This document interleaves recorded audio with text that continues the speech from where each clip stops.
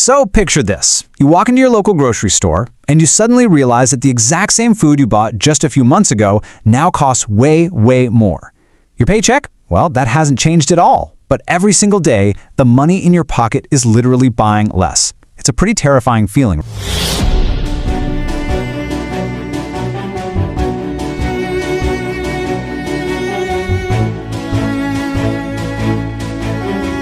Right?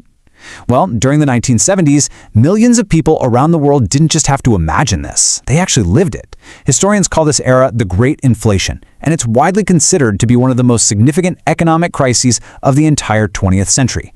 But how did it actually begin? And why did it completely change the course of history? Okay, let's get into this explainer. When we ask, why does your money buy less? What we're really talking about is inflation. Now today, we're pretty used to seeing prices bump up and down a little bit. But to truly understand just how vulnerable our money is, we have to look back. We have to look at a time when the whole global monetary system essentially fractured, when energy shortages caused absolute mayhem, and when everyday currency lost its value at a totally unprecedented rate. We are talking about the period from 1965 all the way to 1982. You see, this wasn't just some brief, temporary spike in prices.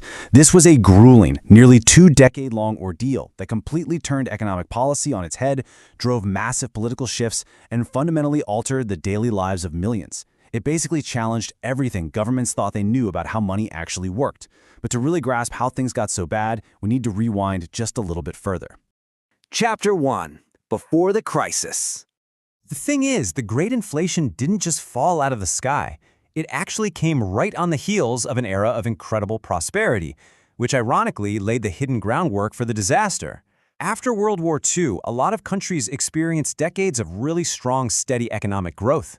Factories were booming, international trade was expanding, and millions of families were enjoying a much higher standard of living. This was the famous post-war economic boom. But as we move into the late 1960s, some serious warning signs started flashing. Governments began ramping up their spending in a big way. We had major international conflicts, like the Vietnam War, combined with massive new social welfare programs. All this heavy deficit spending put intense pressure on national budgets. Now, at first, this seemed totally manageable, but under the surface, they were essentially pumping way too much excess money straight into the economy. And this is where we see why policymakers weren't hitting the panic button yet. They were operating on a flawed economic rulebook. It all centered around this concept called the Phillips curve. Basically, the Phillips curve suggested there was a stable trade-off between unemployment and inflation. So governments falsely believed they could artificially keep unemployment perpetually low just by accepting a mild, controlled amount of inflation. They genuinely thought they had the economy completely figured out. They figured they could just buy lower unemployment with a little bit of inflation. But as history would brutally prove, this was an absolute false bargain. Chapter 2. The Turning Point. By the early 1970s, the global financial system was under immense stress, and those cracks in the foundation finally gave way.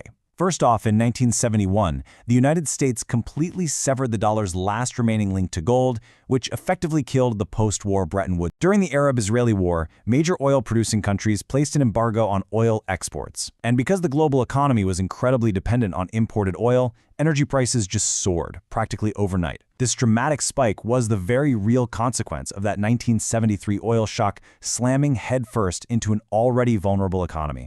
So it's absolutely crucial to understand how a massive macroeconomic shock like this actually hits your wallet. It's basically a domino effect. Step 1, oil exports are reduced, creating a massive supply shock. Step 2, naturally, fuel prices surge. Step 3, since literally everything relies on energy, the costs for transportation and factory production instantly go up. And finally, Step 4, businesses can't just absorb all those extra costs, so they pass them straight on to you. Consumers suddenly find themselves paying significantly more for food, clothing, housing, all the everyday necessities. You're spending way more money, but your wages, they aren't budging. Chapter 3. Life during stagflation. We really need to bring this massive global crisis back down to the human level, because ordinary families were struggling just to survive. To understand what they were going through, we have to talk about a dreaded economic term, stagflation. This is basically the nightmare combination of high inflation, stagnant economic growth, and elevated unemployment. And this concept absolutely broke all the traditional economic models. Remember that Phillips curve we talked about?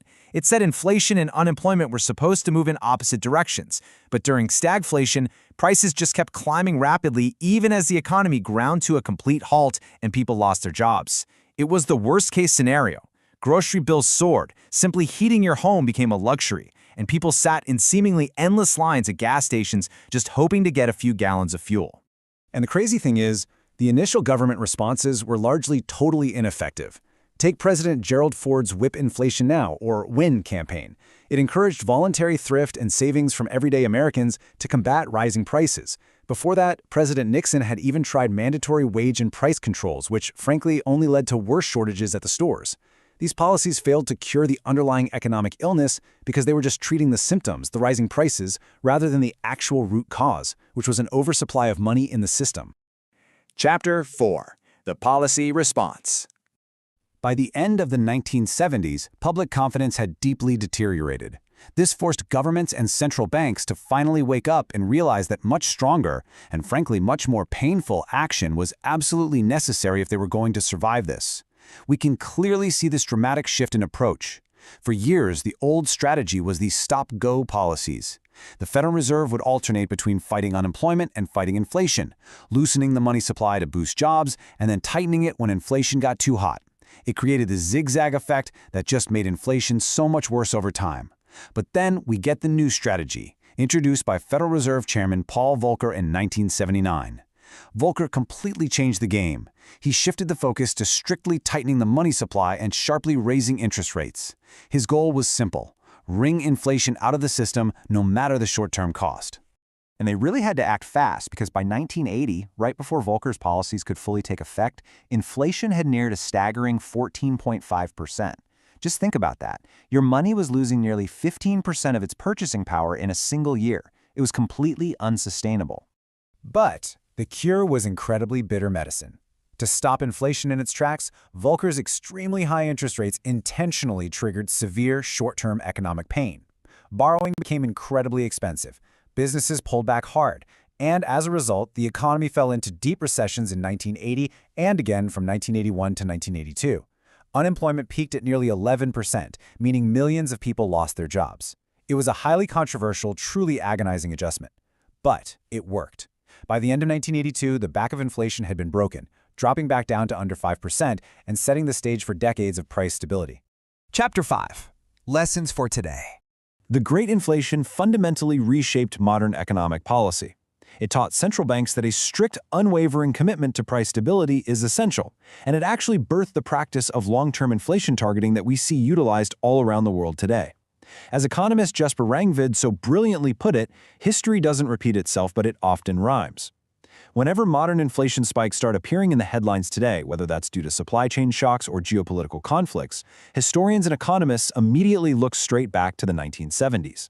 The Great Inflation serves as this stark, glaring warning of what happens when central banks underestimate inflation and a grim reminder of the sheer human cost required to bring it back under control once it escapes. Which leaves us